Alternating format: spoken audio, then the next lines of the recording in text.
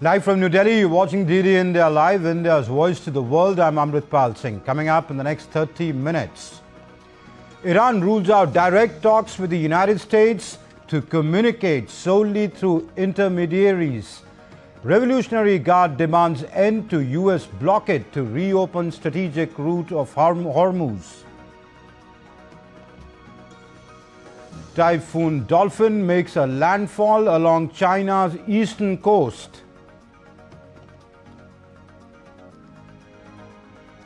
India's medal haul rises to 3 as high jumpers Basant Meghwal and Shahnawaz shine at the World U20 Athletics Championships in the United States.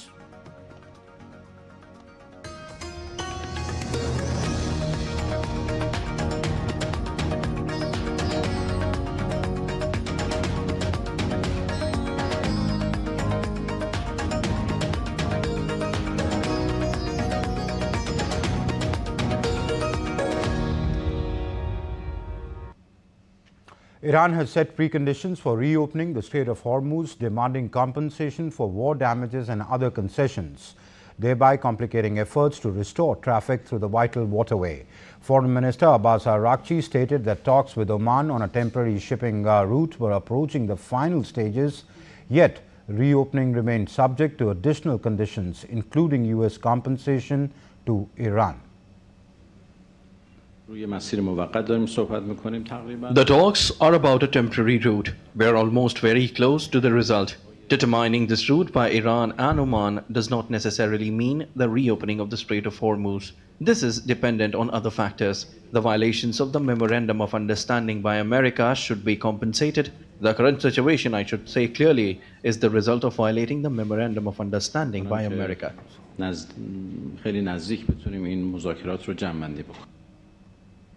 And Iran security chief Mohammad Bagher Zolgadar listed demands encompassing an end to aggression against Iran and its allies, lifting of the US naval blockade and sanctions, release of frozen assets and wartime compensation.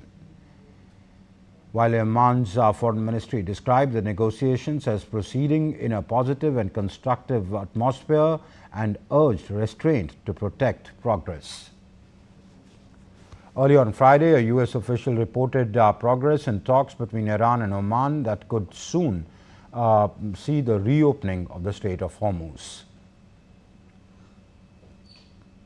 Separately, Foreign Minister Abbas Araghchi said on Sunday that Iran and the US are not engaged in direct talks and that Tehran will not start them while Washington breaches an interim deal signed in June.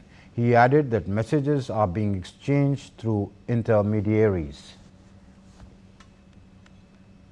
And Iranian President Masoud Pezeshkian, however, said that now was the best time for agreement and that the country must move beyond a neither war nor peace situation. In any case, violations occur in every memorandum of understanding. In principle, a team should have been formed to address violations rather than to fight. Instead of sitting down to resolve them, we need to see how to resolve them now. If a solution is possible, which is currently being worked on in the Oman negotiations, God willing, we will reach a point where we can get out of this state of neither war nor peace. Meanwhile, the United Arab Emirates on Saturday strongly condemned a hostile Iranian missile attack targeting an ADNOC-affiliated carrier as it transited through the Strait of Hormuz. No injuries were reported. In an official statement, the Foreign Affairs Ministry described the assault as a flagrant violation of UN Security Council Resolution 2817, which upholds the freedom of navigation and prohibits the targeting of commercial vessels or obstruction of international maritime routes. The ministry characterized the targeting of commercial shipping and the use of strait as a tool of economic coercion or blackmail as acts of piracy by Iran's Revolutionary Guard Corps. It constitutes a direct threat to regional stability, the security of its peoples, and global energy security. The UAE called on Iran to halt these unprovoked attacks immediately, commit fully to cessation of all hostilities and ensure the complete and unconditional reopening of the Strait of Hormuz. Oman separately condemned repeated attacks on vessels in the waterway without assigning blame. And Yemen's Iran-backed Houthis attacked the Saudi Aramco's Jizan refinery on Sunday, 2 days after Saudi Arabia signed a defense pact with Turkey and Pakistan. The Houthi military spokesperson said that the group had targeted the refinery with a drone. The Houthis have previously attacked Aramco facilities in Jazan and Yanbu. The latest incident comes amid a wider escalation in the region that has disrupted energy supplies and raised concerns over global oil markets. Meanwhile, Israeli Prime Minister Benjamin Netanyahu on Sunday rejected a Gaza plan hailed by U.S. President Donald Trump, vowing no military pullout until the Hamas is genuinely disarmed. After more than a week of gradually escalating criticism of the plan, Netanyahu explicitly opposed it as he faced pushback from his right-wing base ahead of elections. Netanyahu said at a cabinet meeting that the Israeli military will not carry out any withdrawal until Hamas is genuinely disarmed and will continue to thwart threats against forces and its citizens. Israel rejects the 15-point plan. I heard that there were those who said you didn't say it, but we did say it, and here I'm saying it again. Israel rejects 15-point plan. The IDF will not carry out any withdrawal until the dismantling of Hamas and its weapons. And when I say dismantling Hamas and its weapons, that means heavy weaponry, less heavy weaponry, and smaller arms. All weaponry. We're all talking about a true dismantling, not a fictitious dismantling. We are now speaking with the Americans about this subject. They have ideas. Some of them are acceptable to us and some of them are unacceptable to us. And Russian strikes across Ukraine on Sunday killed at least 2 people and injured dozens, with damage and fires reported in the cities of Odessa and Kharkiv. In Odessa, 8 people were injured after a Russian strike sparked fires across several parts of the city, including at a 4-story residential building. Firefighters and emergency crews worked to put out the fires and clear the affected areas. In Kharkiv, another Russian strike killed 2 people and injured dozens, according to local officials. Rescue workers and paramedics treated the injured and assessed the damage.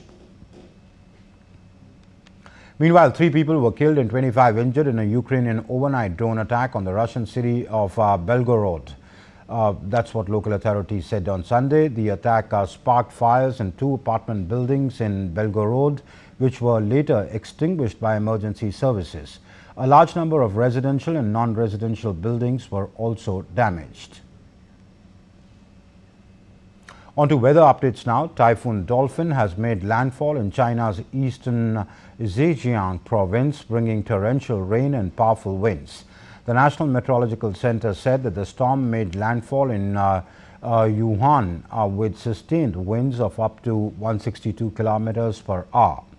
Heavy rainfall is forecast across Zhejiang, Shanghai, northern Fujian, northeastern Shaanxi, Anhui and Jiangsu, with parts of central and eastern Zhejiang expected to receive up to 500 millimeters of rain. Authorities have stepped up emergency measures across eastern China, with more than 1 million people evacuated to safer areas. In Shanghai, at least 30,300 people have been evacuated and around 1,500 flights cancelled, while more than 500 vessels were moved to shelter at the Yangshan port. Indonesia has closed Mount Bromo National Park in East Java for all tourist activities after a wildfire spread across the volcano's caldera area.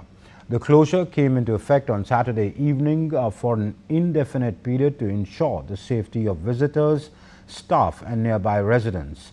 The wildfire has burned around 176 hectares of land, expanding from nearly 60 hectares early in the week. Authorities have deployed water-bombing helicopters and water-spraying drones to control the blaze. The cause of the fire remains unknown and no casualties have been reported. British Columbia declared a provincial state of emergency on Saturday as wildfires burned across western Canada, forcing thousands of residents to leave their homes. Thousands of residents in the region were ordered to evacuate earlier on Saturday as a fast-moving wildfire nearly doubled in size overnight. The Bald Range wildfire grew to around 9,500 hectares, prompting evacuation orders in Summerland, Peachland and nearby areas west of Okanagan Lake. The blaze has affected farms and threatened properties and disrupted power supply in some areas. Around 1,500 firefighters have been deployed across British Columbia to battle more than 100 wildfires amid hot and dry conditions. I am declaring a state of provincial emergency.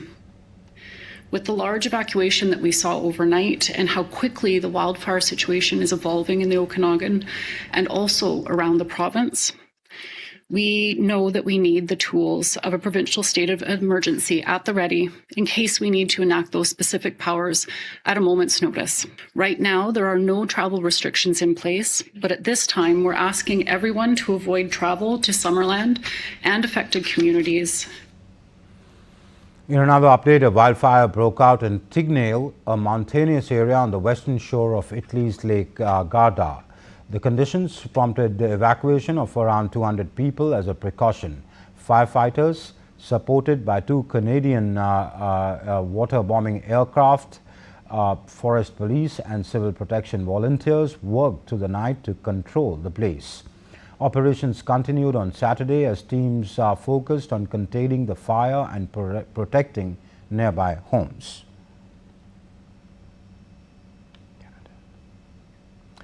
In Naibla, in southern Spain, firefighters battled a wildfire on Saturday as authorities evacuated 340 people from the affected area. The blaze broke out on Friday afternoon in the Huelva province and has already scorched at least 4,000 hectares of land. More than 300 firefighters, supported by a Spanish military unit, have been deployed to control the fire. Shifting winds are making containment efforts difficult as teams continue to work to prevent further spread. While in Serbia, firefighters battled for a third consecutive day on Saturday to contain a major forest fire in the Dilib Lato Sands Nature Reserve. The blaze has burned thousands of hectares of woodland, while ground crews and water-bombing helicopters work to prevent it from reaching nearby homes in the village of Sumarak. Still to come up on this edition of DD India Live, Gunner's Ladakh Odyssey motorcycle expedition cruises through the high-altitude landscapes of Ladakh.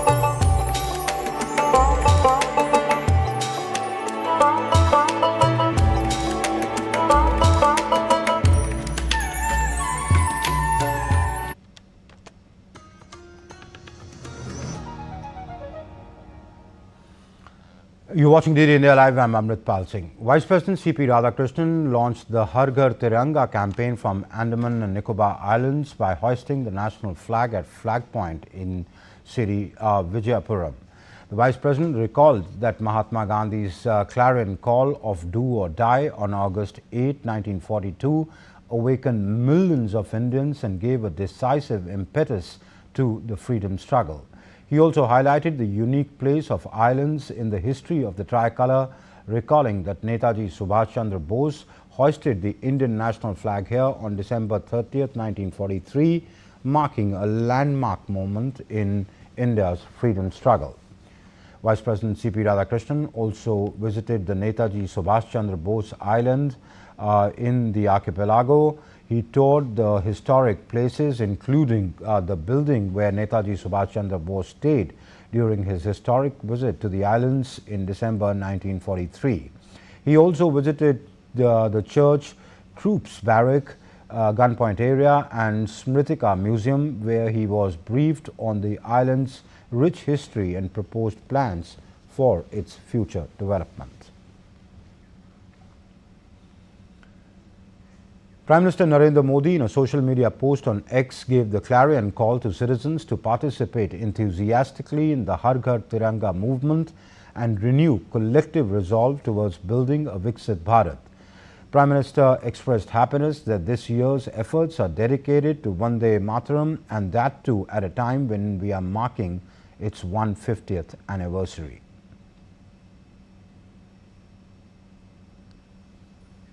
Union Home Minister Amit Shah flagged off the Har Ghar Tiranga Yatra in Puducherry today.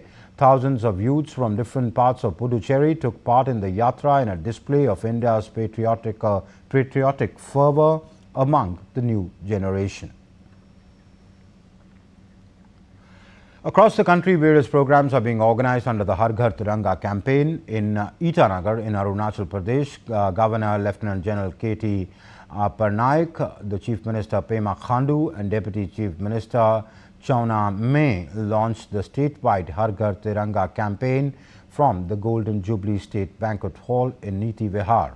The program also commemorated August Kranti Divas, marking the launch of Quit India movement in 1942. In Bhadarwah in Jammu and Kashmir, tribal nomads from the high altitude meadows of Bhadarwah Valley participated in the Har Ghar Tiranga campaign despite adverse weather conditions.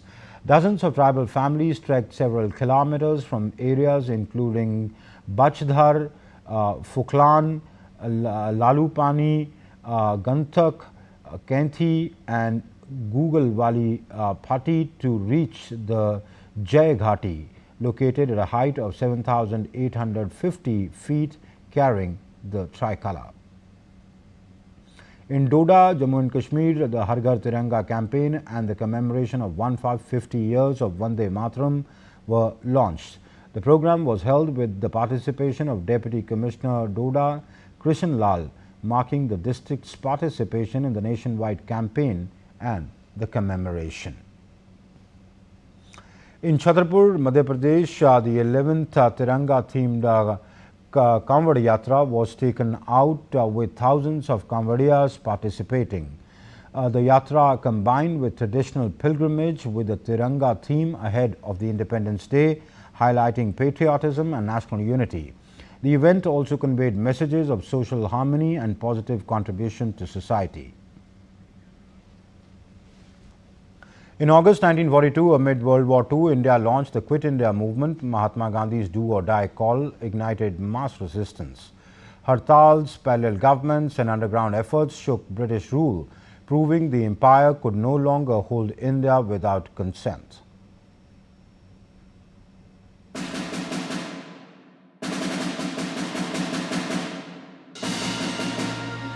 In the sweltering August of 1942, as the world bled in the flames of a global war, India rose with a single uncompromising demand: quit India. A British prisoner. Keep your eye on the screen. You're watching India in revolt. You are seeing Gandhi's followers in futile efforts against Britain's armed authority. On the 8th of August at Bombay's Govalia Tank Maidan, the All India Congress Committee answered Mahatma Gandhi's clarion call. Dawn of the 9th brought the iron fist of empire. What followed was not ordered from above, but surged from the streets and villages. Hartals halted cities. Students, workers and peasants filled the thoroughfares. Railway tracks were torn, telegraph lines severed, and symbols of colonial power challenged. In Balia, Tamluk and Satara, ordinary Indians raised parallel governments, proving that the will to govern themselves could not be extinguished. The British answered with bullets, lathi charges, collective fines, and in places, aerial fire. Nearly 1,000 lives were lost, tens of thousands imprisoned.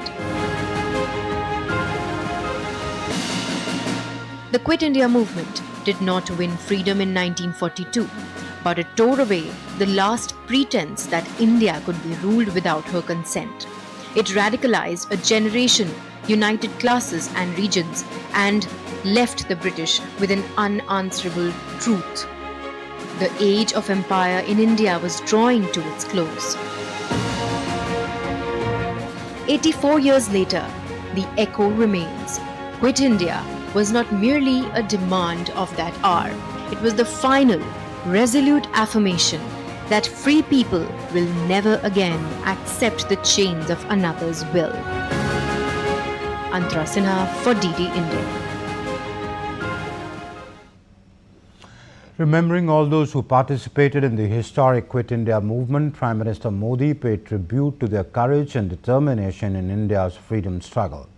In a post on social media, the Prime Minister said that inspired by the leadership of Mahatma Gandhi, the clarion call of the Quit India movement infused new energy into the freedom struggle and reflected the unwavering resolve of people of India to break free from the colonial rule.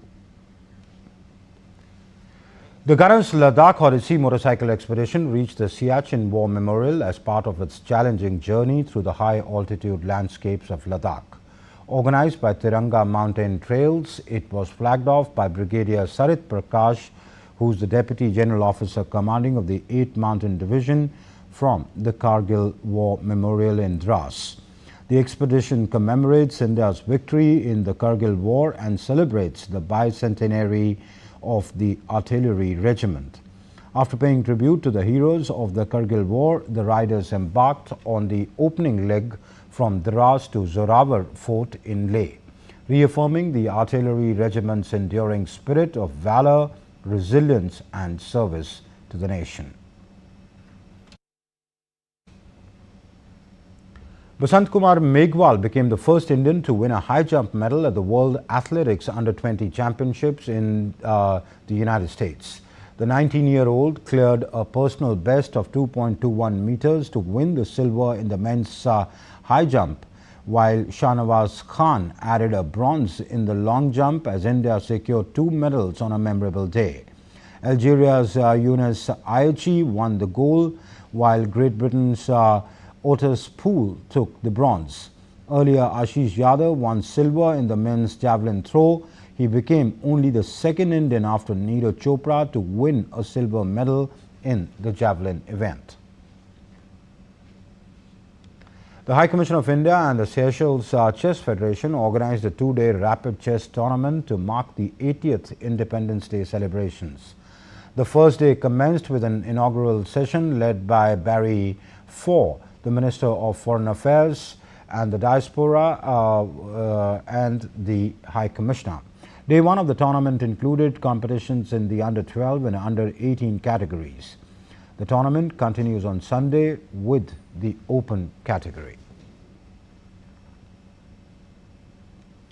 Well, the Swan Lake was performed in Hanoi by dancers of different generations from Vietnam's Youth Ballet Center, blending contemporary choreography and storytelling with the spirit of the classic.